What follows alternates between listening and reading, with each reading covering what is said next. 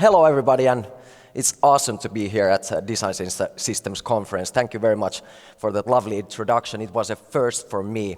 As I'm a systems thinker, this event is pretty close to my heart, and I've been privileged enough to be a part of this basically from the get-go as an event partner, so exciting day indeed.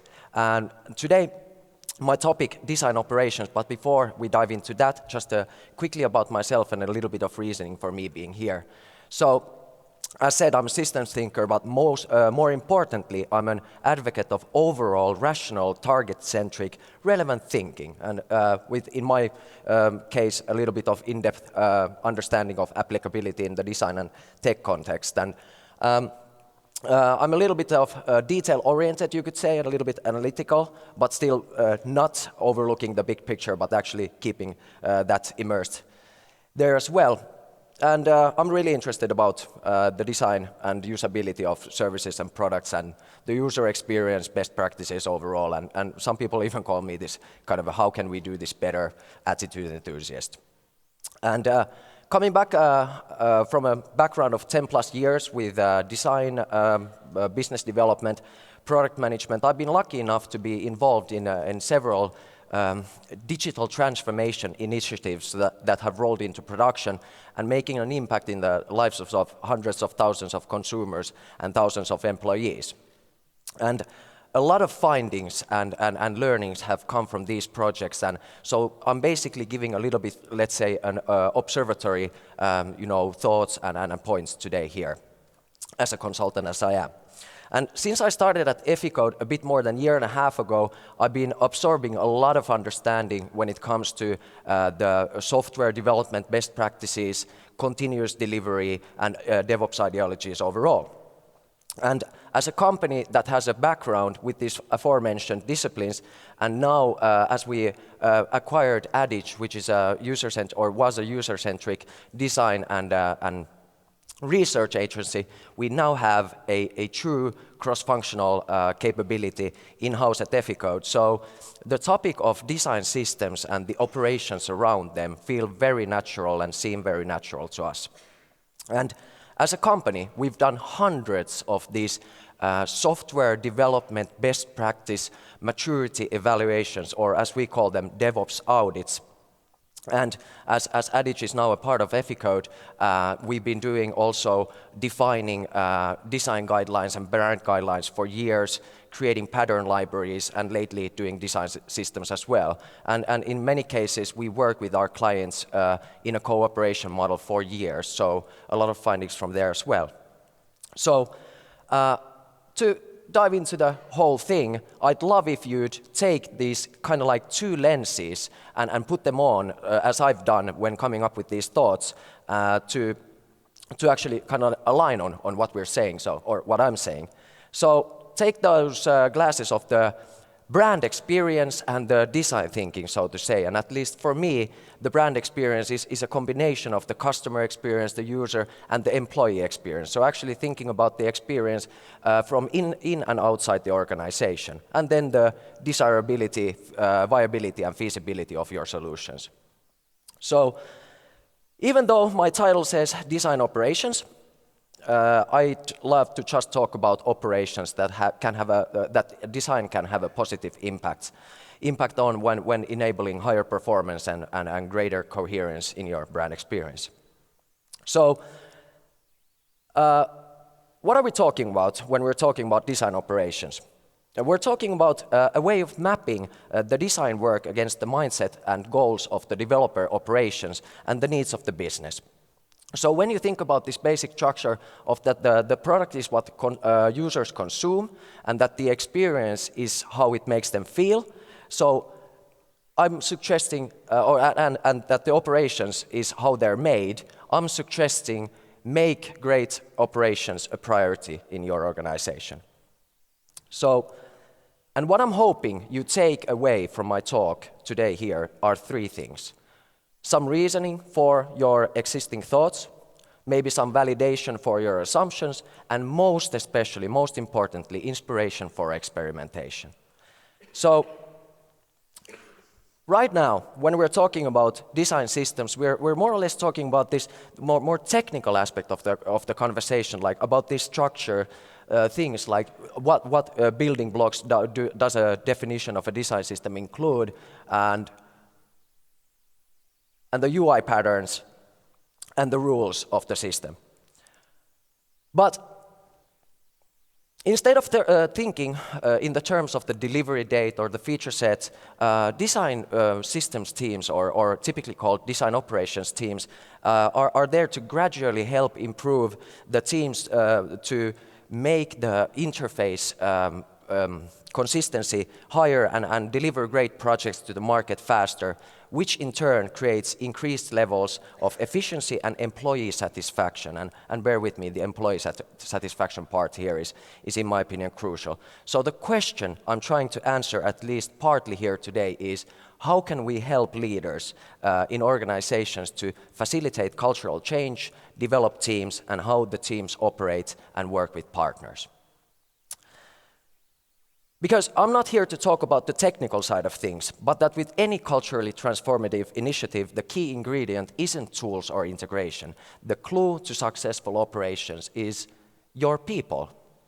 And the glue to continuously successful operations is your people. So, whenever we're talking about a culturally transformative initiative such as a design system and starting the process of a design system at your organization, understand that it's a process, it's not the project. So keep on continuously delivering new, incremental or major, as long as it's often. And to be able to succeed in this with purpose, you need a dedicated person that will be paving the way, when we're trying to increase the performance of the organization and make the brand experience more coherent. As Mikko was saying, it really needs a person to do that. And what I'm suggesting is you find yourself a design coach for your organization. Someone with a holistic viewpoint and a clear standpoint for motivation. Someone who understands the importance of this cultural shift and its positive impact on the performance of the organization. Someone who is a diplomat-like character and an advocate of this ideology, and someone who is a coach rather than a senior designer, just as all leaders need to be servants as well. Gradually helping to improve consistency of operations, hence enabling the teams to deliver projects to the market faster and with greater quality. So successful coaching is about showing where the path is and supporting along the way, not doing it for someone. And as Katja Forbes, the CEO of Sifte, recently pointed out during her talk, "You're not a designer, you're a coach," at IXDA 18, is that coaching is a conversation, a dialogue, whereby the coach and the individual interacts in a dynamic exchange to achieve goals, enhance performance, and move the individual forward to greater success. And as George Halas said it, what makes a good coach? Complete dedication. Which brings me to the other aspect of this person, being a dedicated lead. Just as with any system, the degeneration just speeds up with the digital product unless it's managed with a strong standard. Every new piece of the puzzle, feature or a team member or an interaction model adds to the possibility of the degeneration. Marcin Trader, who is the CEO of UXPin, phrased this well. Artifacts are static, processes are dynamic. In other words, design operations stay in a constant state of being a minimum viable product. That's why they need accountable ownership, just as any sustainably evolving process does. Will Self, who is an English novelist and journalist, once said, "Always carry a notebook," and I mean always. The short-term memory only retains information for 3 minutes, so if it's not committed to a piece of paper, you might lose an idea forever. And silent notes are immensely important to development. Might it be operational development, business, product, service, they can provide a crucial layer of information for others. A little harshly put, businesses are ran from cubicles and developed in the hallways. So what a design coach should do to kick an initiative off is to start a journal. for the organization, an unstructured documentation of the inventory and the work around it and its findings. So later on, scale this to reflect the growth and the development work of the processes, the roles and responsibilities, the team structures, the workflows, the tools, and the organizational support opportunities. And leave this internal inside your company. Don't aim for publicity. Don't get that gratification there. Aim for transparency. Be really true to what you're doing and how you're trying to develop that. So create a place for interaction. Welcome feedback and comments and make it really easy to share everything within the organization. As we've been talking here today, this morning, people have been saying about value being created in all levels of the organization, not just from top down or bottom up. So stories and narratives, they're easier to buy into than documentation, policies, and change management methods. So let's say every Friday, the design coach should write this kind of a blog, really open, thoughts about what has been happening this week, what have we been doing, what decisions have been made, and how are we taking this thing forward. So it would be a bit tacky to quote someone who has been here on stage today as well, but as the topic is relatively fresh and you really, Nathan, put it well, a design system isn't a project, it's a product serving products. And as with any well-functioning portfolio, its inventory is continuously up to date and there's no exception here. So make an inventory. The second step the design coach should be doing is to really take a good look at the playing field they're about to take charge of. And Brad Frost wrote a great piece about interface inventories a while back, and that's something we've been also drawing up for our clients. And so what you do, you compare, list and note the building blocks, the UI patterns and the rules, and map out their relations to better understand what you have and what you need. And use the inventory as a tool for evangelizing the new way of working and to create transparency and meaning between your stakeholders. This is also the perfect tool to kickstart this journey. And do this across the playing field. Have all of these, rules, written down. Document these well and take your time. And as said, evolve. So do a little bit now and then keep on going and document more and more and more. So you have all of this information, the single point of truth as we're talking about design systems. And when increasing the functioning and value of communications within an organization, building trust and purpose is essential. The inventory provides a concrete evidence of the current state of the situation, making the problems undeniable for the team and other stakeholders. And so, my suggestion from the brand experience standpoint is always build for trust. But the inventory is just the first step to mapping the landscape. UXPin recently did a survey about what challenges do you currently face with your UX process. Almost all of them relate to communication, definition, and documentation issues. So, audits. As I earlier pointed out, we've been doing hundreds of them, and our DevOps maturity model has become somewhat of an industry standard. And you combine this with the various maturity models that are out there for user experience, usability, and accessibility, and having research expertise always at hand in-house, and you can have a pretty good information gathering toolkit to investigate, evaluate, and score the maturity of the organization. This is from our latest DevOps maturity model that will give you a little bit of understanding that what are the kind of things and different segments that we are looking into in our DevOps audits. And right now, we are creating something we're calling Digital Product Building Toolkit to actually reflect this to the complete end-to-end process of actually creating digital products. So in case of the design system, the themes and topics and audit should also look into are the principles, the languages, guidelines, patterns, and examples. And also referencing from the public benchmarks and kind of like brainstorming out of there, Gina has done great work with Lightning Design System. Really looking forward to Haley Hughes and others, Mikko and Petri, talk about the IBM's design language change and Kauri as well, of course. So look into those great, examples that people have been doing.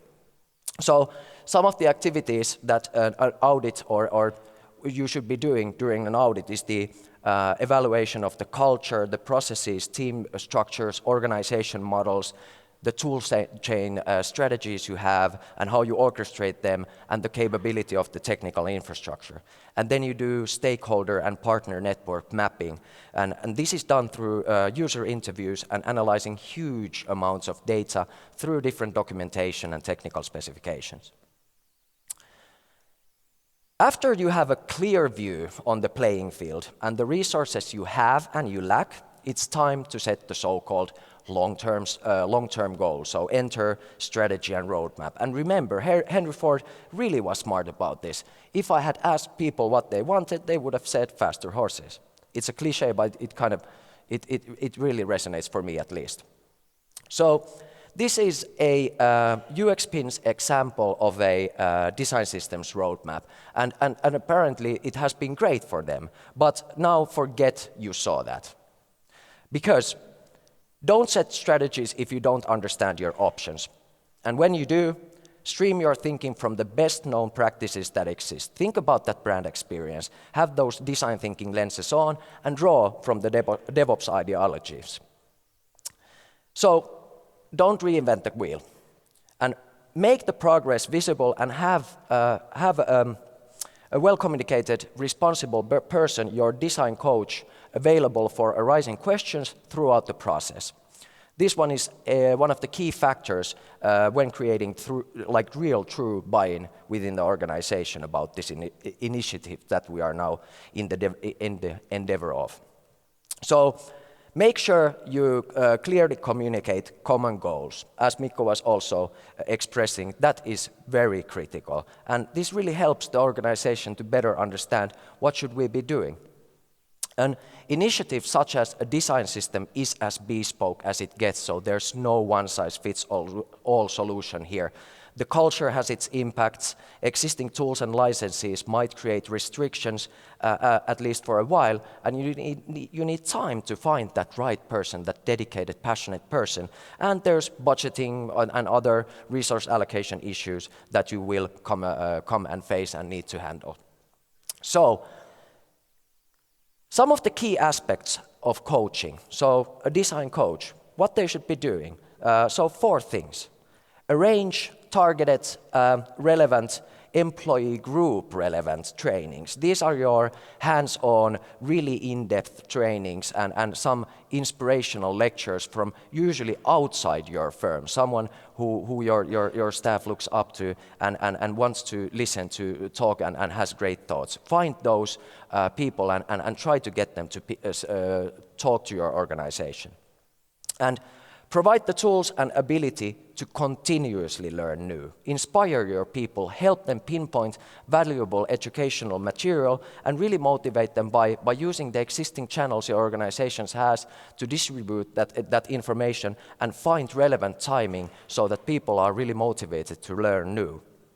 And find a balance between leadership, mentoring, and seniority. So find the right people for the bus, and how you do this, you scale the advocacy by finding your community actives, your gurus, and your influencers. Create a trustworthy relationship with them and find moments to just brainstorm freely.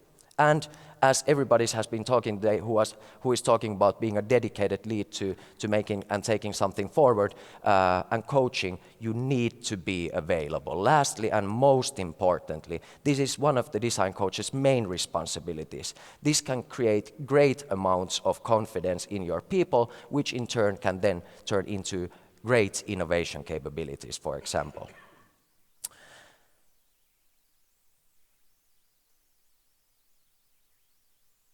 Yes. So I really love this strip in the context of transformation within companies. The third little pig wanted to build a wolf-proof brick house, but the two other pigs thought that that would take away resources from their budgets, so they talked him out of it right before the wolf killed all three of them. So, because in my opinion, one of the most tricky parts of cultural transformation, and the last thing I want to talk to you about, is cross-team building. Because people around you are different. And it's not that easy to be around with people who you don't relate that much with already.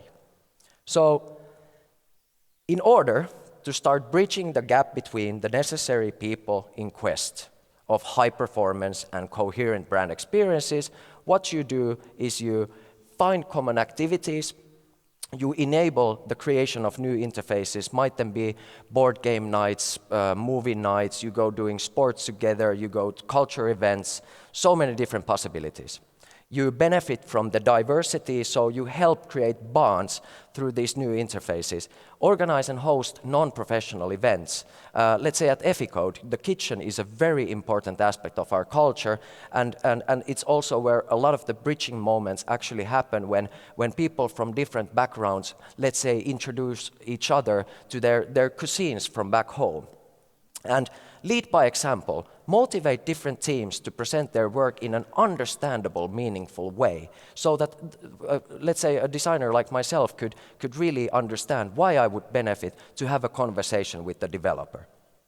And host teamwork exercises with analogies or without work context. So, for example, we once workshopped these superhero cards of each other in client teams to kind of like really point out that what kind of people are we together as a team and for each other. And whatever it takes, find possibilities for people to work together, any kind of way. And when you're doing this, aim for laughs and loose shoulders. This really helps. So, a guide to designing operations and a little bit of recap of my talk here today. So what you do is you find your design coach. You start a journal, you make an inventory, you map the landscape, you set the strategy, you coach continuously, and you bridge the gaps. So,